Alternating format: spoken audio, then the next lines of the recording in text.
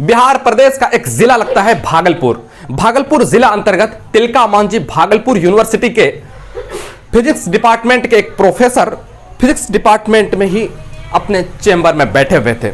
एक महिला पहुंचती है और जब महिला पहुंचती है उसके साथ कुछ कहासुनी हो जाती है। उसके बाद फिर वो महिला उस प्रोफेसर का कॉलर पकड़ते हैं और बाहर घसीटते हुए आते हैं और जूते चप्पल से जो है उसे पिटाई करना शुरू कर देते हैं। अपने सैंडल खोलते हैं और सैंडल से उसकी पिटाई करते हैं। कुछ जूते रखे हुए तो उससे भी उसकी पिटाई शुरू कर देते हैं।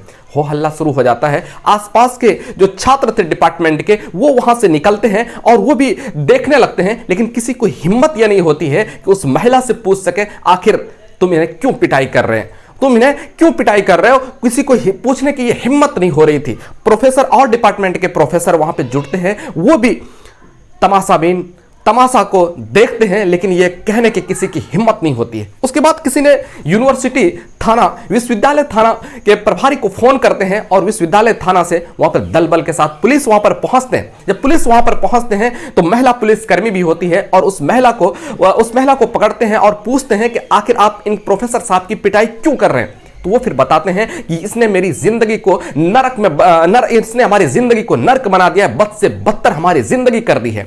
उसके बाद कहते हैं ये आपका कौन लगता है और क्यों ऐसा आप कह रहे हैं। तो ये बताते हैं कि प्रोफेसर साहब हमारे पति हैं। अब प्रोफेसर साहब हमारे पति हैं और जिस घर में हम रहते थे वो घर को इन्होंने बेच दिया, वो फ्लैट को बेच दिया था। उसके बाद फिर हमें जो खर्चे होते थे वो खर्चे भी नहीं दे रहे। उसके बाद फिर प्रोफेसर साहब से जब पूछताछ करते हैं तो प्रोफेसर साहब बताते हैं कि बात दरअसल यह है कि मेरे ऊपर बहुत सारा कर्जा था, बैंक का बहुत सारा लोन था। उस लोन को चुकाने के लिए मैंने घर बेचना पड़ा।